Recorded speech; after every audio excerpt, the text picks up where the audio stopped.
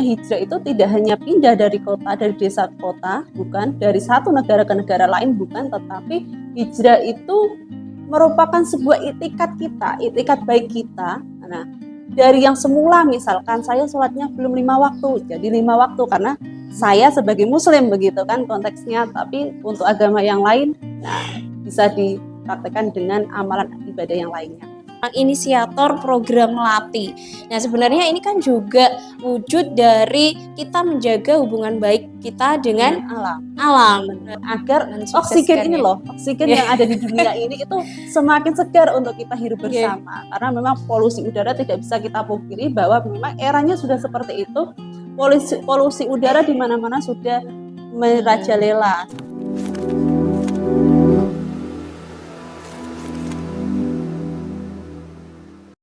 Assalamualaikum warahmatullahi wabarakatuh. Halo sahabat bicara, senang sekali bertemu lagi dengan kami di Penyuluh Bicara Menebar Hikmah Merajut Harmoni, podcast Ikatan Penyuluh Agama Republik Indonesia Kabupaten Rembang. Bersama kami di sini, senang sekali saya menyapa dengan semua, dan sebelumnya kami ingin mengucapkan selamat tahun baru Hijriah 1447 Hijriah. Oke, senang sekali saya Umi Hasuna di sini sudah ditemani oleh narasumber kita, sahabat saya yang sangat luar biasa, yang sholihah, ya, dari salah satu penyuluh agama Islam Kabupaten Rembang, yaitu Ibu Hartiningsih MAG. Oke, apa kabar Ibu Hartiningsih? Alhamdulillah kabar baik. Oke, alhamdulillah. Tidak terasa ini kita sudah memasuki tahun baru 1447 Hijriah Iya, bulan betul. Muharram sudah hampir setengah perjalanan gitu Oke, Ibu Hartiningsih, kemarin saya sempat membaca tulisan jenengan di media sosialnya IPARI Kabupaten Rembang. Kalau tidak salah judulnya mengawali satu Muharram, saatnya berhijrah bukan sekedar merayakan, betul? Betul, ya. Betul. Gimana itu? Saya waktu membaca itu senang sekali, bahasanya enak, tapi di situ karena tulisan cuma sedikit aja, dan sekarang mungkin saatnya kita ngobrol banyak tentang Muharram, dan di situ judulnya berhijrah bukan sekedar merayakan begitu. Berkaitan dengan itu mungkin menurut Bu Hartiningsih sendiri, makna Muharram sendiri itu apa sih? Iya. Nah, jadi sebenarnya dari berbagai riwayat dijelaskan bahwa Muharram disebut sebagai Syahrullah Al-Muharram atau yang disebut dengan Hari Allah Al-Muharram. Nah, jadi di dalam tafsirnya Al-Qurtubi dijelaskan bahwa pelipat gandaan perbuatan baik dengan perbuatan buruk itu jelas adanya, bahwa dosa kita akan dilipat gandakan itu di bulan Muharram, dan kebaikan kita juga akan dilipatkan juga di bulan Muharram. Bahkan dalam surat At-Taubah ayat 36 dijelaskan bahwa kita dilarang untuk menzalimi diri kita sendiri. Bahkan dilarang menzalimi diri sendiri, iya. Bukan hanya menzalimi orang lain. Betul, iya. Jadi artinya memang Muharram ini merupakan bulan di mana kita harus senantiasa introspeksi diri, dilarang untuk melakukan pertikaian, dilarang untuk melakukan permusuhan dan lain sebagainya. Nah, dengan demikian bulan Muharram ini tidak hanya sekedar waktu kosong saja dalam kalender Hijriah sebenarnya, tapi ini merupakan awal di mana kita memijakkan kaki untuk melakukan hal-hal kebaikan, ya, dengan berorientasi pada hal-hal yang lebih luas dan lebih bermakna untuk kedepannya. Begitu. Oke. Nah, makanya saking istimewanya dia itu ya dijadikan sebagai awal tahun Hijriah begitu. Oke. Nah, kenapa kok selain istimewa seperti itu, dia dijadikan sebagai awal tahun Hijriah itu, Muharram ini juga dikaitkan dengan peristiwa hijrahnya Nabi Muhammad dari Mekah ke Madinah. Betul begitu Iya, itu berarti terjadi pada Khalifah Abu Bakar, Umar bin Khattab. Oh, betul. Gimana itu? Iya. Nah, jadi sebenarnya Muharram ini ditetapkan bukan karena kelahiran Nabi Muhammad, tetapi memang hijrah Nabi Muhammad bersama sahabat dari Mekah ke Madinah. Nah, waktu itu ditemani Abu Bakar ya? Iya, ditemani Abu Bakar, ya. Ditemani Abu Bakar dari Mekah ke Madinah bersama para sahabat. Nah, jadi penanggalan Muharram sebagai penanggalan Hijriah pertama itu sebenarnya menjadi keputusan yang sangat strategis bagi Khalifah Umar bin Khattab pada saat itu. Dan di tulisan jenengan kemarin juga disebutkan bahwa saatnya berhijrah. Berarti makna hijrah sendiri itu gimana? Apakah hijrah dari suatu tempat ke tempat yang lain seperti yang dilakukan oleh Nabi Muhammad dari Mekah ke Madinah, atau lebih luas lagi seperti itu? Nah, jadi hijrah yang disebut, nah itu menjadi pertanyaan bagi diri kita bersama memang ya. Apakah kita sudah berhijrah atau belum? Apa yang perlu kita hijrahkan? Apakah ego kita atau kedengkian kita selama ini atau apa gitu? Ini menjadi pertanyaan untuk kita bersama. Nah, bahwa sesungguhnya hijrah itu tidak hanya pindah dari kota, dari desa ke kota, bukan, dari satu negara ke negara lain, bukan, tetapi hijrah itu merupakan sebuah itikat kita, itikat baik kita. Nah, dari yang semula misalkan saya sholatnya belum 5 waktu, jadi 5 waktu karena saya sebagai muslim begitu kan konteksnya, tapi untuk agama yang lain nah, bisa dipraktekkan dengan amalan ibadah yang lainnya. Atau mungkin hari ini saya sudah lebih baik belum dengan hari yang sebelumnya begitu. Hari ini saya sudah bekerja secara jujur, secara baik ya, tepat waktu, disiplin atau belum, atau mungkin inovasi-inovasi. Nah, dalam bekerja kita tentu harus banyak inovasi dan kreativitas tentunya. Nah, apakah pekerjaan kita yang kemarin dengan hari ini itu lebih baik atau tidak? Nah, itu menjadi introspeksi kita bersama bahwa sesungguhnya kita itu hidup tidak hanya melulu untuk mencari materi saja ya. Keuntungan yang kita dapatkan ketika kita bekerja, enggak itu, tetapi lebih dalam konteks yang lebih luas bahwa kita harus bisa mencapai apa sih sebenarnya tujuan hidup kita.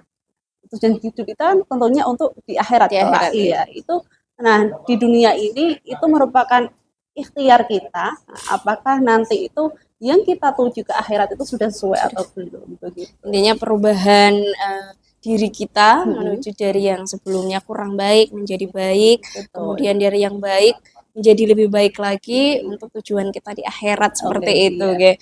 Oke. Dan untuk berhijrah itu tentunya kita juga punya modal. Iya, betul. Nah, mungkin modal yang dimaksud di sini ada beberapa amalan yang sudah disebutkan oleh beberapa ulama, ya. Ada beberapa amalan yang dilakukan di bulan Muharram dan itu mungkin sebagai bahan atau modal kita untuk berhijrah lebih baik lagi. Kalau dari sudut pandang Bu Hartini sendiri itu bagaimana? Oke, ya. Nah, jadi di dalam bulan Muharram ini saatnya kita berlomba-lomba, bukan sekadar berlomba-lomba, tapi kita senantiasa mengajak banyak orang, senantiasa mau mengajak masyarakat untuk melakukan hal-hal yang baik. Misalkan amalan-amalan yang harus kita lakukan di bulan Muharram antara lain yaitu selain misalkan kemarin kita disarankan ya, dianjurkan untuk menjenguk orang sakit, memberikan santunan kepada anak yatim ya, berbagi, sedekah dan lain sebagainya, kita juga dituntut atau disunahkan. Nah, bukan dituntut ya, tapi ini disunahkan karena puasa Muharram merupakan puasa sunnah, bukan puasa wajib seperti puasa Ramadan. Disunahkan untuk puasa di tanggal 10 atau yang kita sebut sebagai hari Asyura. Iya.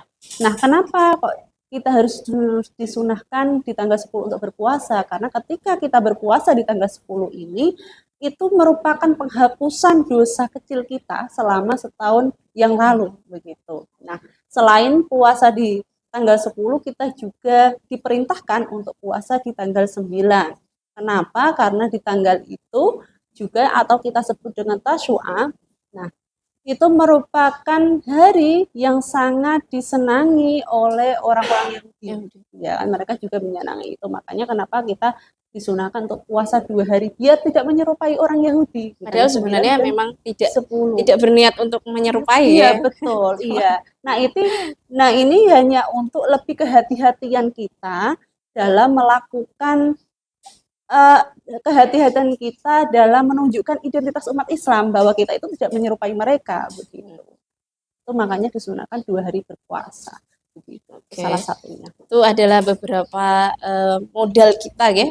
Tadi menyantuni anak yatim, puasa Asyura, dan lain-lain itu tadi sebagai modal kita untuk berhijrah menuju yang lebih baik lagi dan mendapatkan akhiratnya juga nanti ditempatkan di tempat yang terbaik yaitu surga. Dan apa namanya? Saya pernah membaca dan mendengar itu bahwa di hari Asyura tanggal 10 Muharram itu memang banyak kejadian yang luar biasa pada zaman dahulu. Ada beberapa hal seperti apa? Nabi Musa membelah lautan, kemudian taubatnya Nabi Adam diterima dan lain-lain. Dan apa namanya? Salah satunya adalah peristiwa Karbala. Nah, dan itu sering dikaitkan dengan apa? Spirit keadilan. Nah, kalau dari sudut pandang Bu Harti ini sendiri gimana?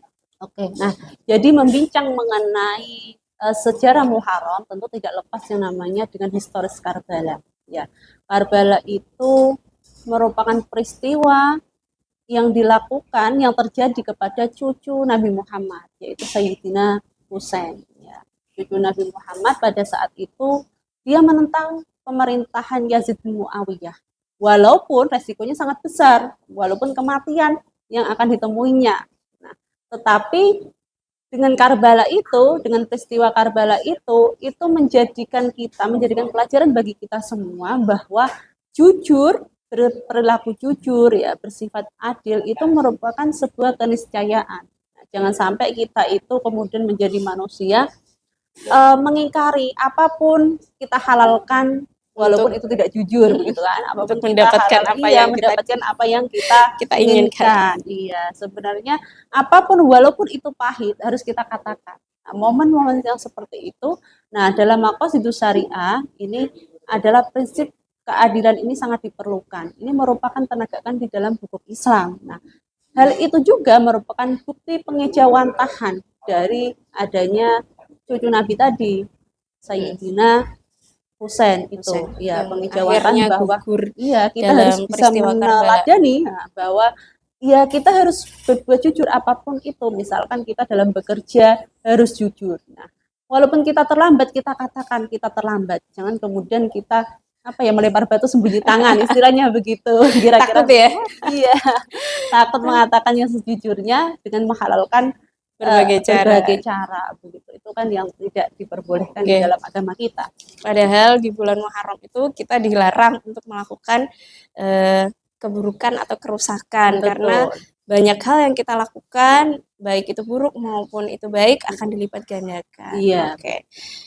Ngomong-ngomong menghalalkan segala cara yang seperti tadi Njengan sampaikan ya, sepertinya memang manusia di zaman sekarang itu memang banyak yang melakukan itu, menghalalkan segala cara untuk mendapatkan apa yang dia inginkan. Salah satunya adalah materi, mengumpulkan materi di dunia untuk mendapatkan itu dengan cara-cara kotor yang sampai harus merugikan banyak orang. Nah, itu kalau menurut jenengan gimana itu? Iya, benar sekali. Nah, jadi saat ini itu banyak orang-orang di sekitar kita itu yang menghalalkan segala cara untuk mendapatkan apa yang diinginkan.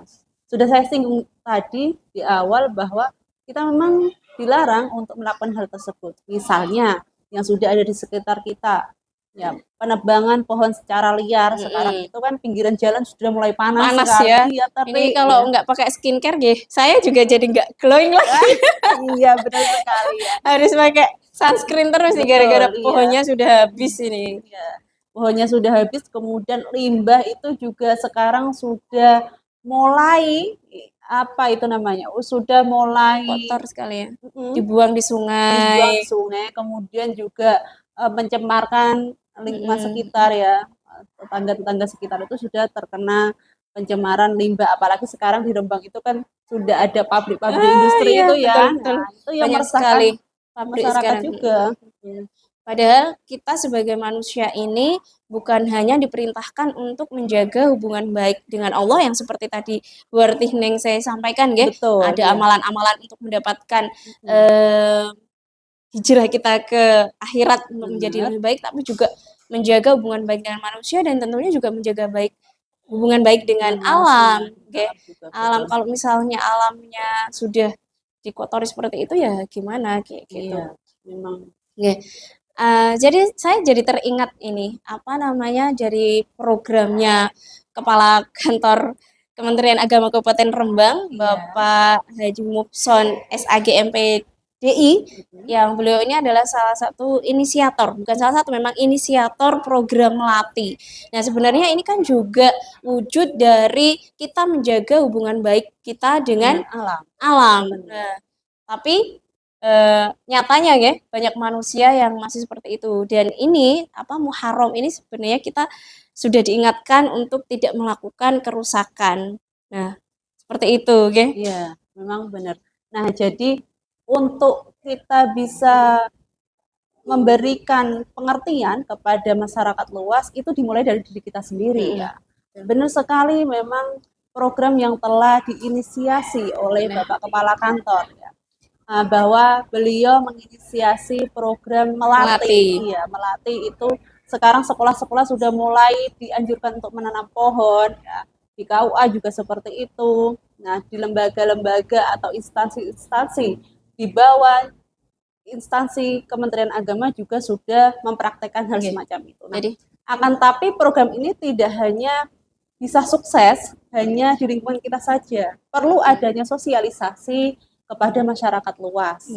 Betul. Ya, agar masyarakat itu juga tertarik ikut serta dalam menanam pohon agar oksigen ini loh, oksigen yang ada di dunia ini itu semakin segar untuk kita hidup bersama. Karena memang polusi udara tidak bisa kita pungkiri bahwa memang eranya sudah seperti itu.